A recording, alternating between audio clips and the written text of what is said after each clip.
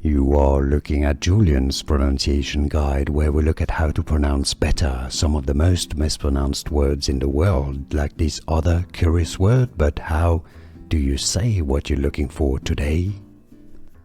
Let's learn how to pronounce these two names once and for all correctly from Norse Mythology, not Greek, North. Two wolves, brothers, I believe. If you want to learn more names that are confusing from Norse mythology, stay tuned. I have more videos for you. You'll definitely want to check it out. Geri. Yes, I know many say it said Geri or Jari or Jory or... No, it's not J, it's Ge. Geri and Freki. Geri and Freki, roughly greed and glutton. In English, therefore, Geri and Freki.